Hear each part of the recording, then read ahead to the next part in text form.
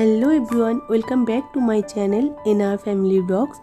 So তোমরা সবাই কেমন আছো? আশা করছি তোমরা যে যেখান থেকে আমার ভিডিও দেখছো প্রত্যেকেই খুব খুব খুব ভালো আছো অ্যান্ড সেফ আছো। সো ইনার ফ্যামিলি বক্সের নতুন আরেকটা ভিডিওর সঙ্গে তোমাদেরকে অনেক অনেক ওয়েলকাম। যদি অনেক দিন বাদে ভিডিও দিলাম, তো আজ আমার থাম্বনেল দেখে বুঝেই গেছো আমি কী নিয়ে ভিডিও করছি। হ্যাঁ, আজ আমার মেয়ের বার্থডে আছে। সো তেমন কিছুই করিনি, করার মতো ক্ষমতা বা কোনো পরিস্থিতি আমার মধ্যে নেই, তাই কিছুই করিনি। শুধু সকালে উঠে একটু মেয়ের জন্য পুজো দিতে গেছিলাম, জাস্ট এটুকুই। আর পুজো দিয়ে এসে দেখি মা মেয়ের জন্য এই ছোট্ট একটু আয়োজন করেছে। যদিও আমার করার ক্ষমতা নেই বা আমার মনের দিক দিয়ে সেই পরিস্থিতিটা নেই বলেই মা পুরোটাই করেছে। যেটুকু মা পেরেছে সেটুকুই মা মেয়েকে করে দিয়েছে, তাতেই মেয়ে খুব খুশি, দেন আমিও ভীষণ খুশি। সো দেখো মা মেয়েকে আশীর্বাদ করছে, আমি করব, ওর বাবাও করবে। তো সেটার ভিডিও আর করতে পারিনি।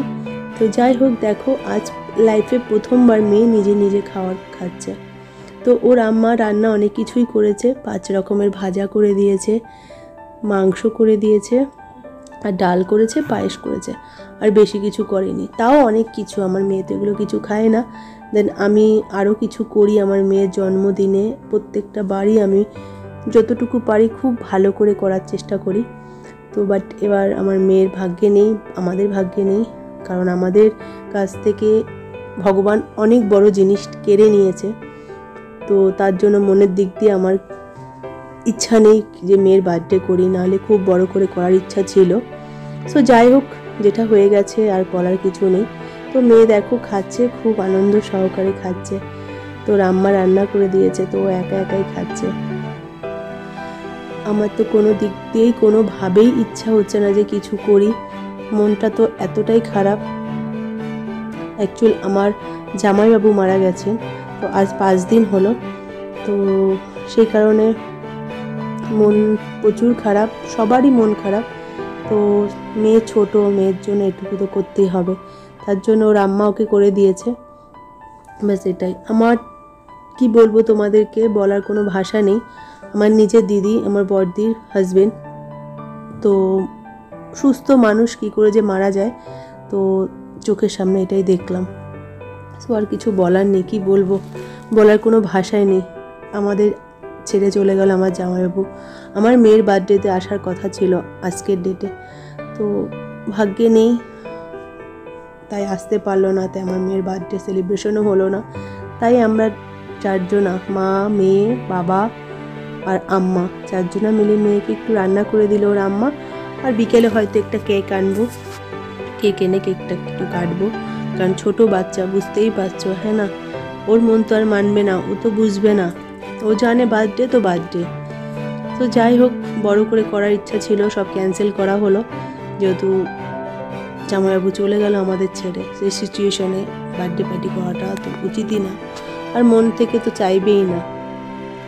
তো যাই হোক, আজ আমার মনের কন্ডিশন এতটাই খারাপ যে ওর বাবা ওকে খাওয়াচ্ছে, কি বলবো তোমাদেরকে। তো যাই হোক, দেখো বিকেলবেলা একটা কেক নিয়ে আসা হয়েছে, তাও দেখো ছোট কেক, কত ছোট কেক আনা হয়েছে। আমার মেয়ের বার্থডেতে এত ছোট কেক আনাই হয় না। তো যাই হোক, মেয়ের মনটা রাখার জন্য কেকটা আনলাম। তো চলো কেকটা একটু কেটে নিই, তোমরা সাথে থাকো, ভিডিওটা দেখতে থাকো। যদি ভালো লাগে অবশ্যই বলো, সঙ্গে থেকো, সাথে থাকো, দেখতে থাকো। যেটুকুই ভিডিও করছি ভালো লাগবে।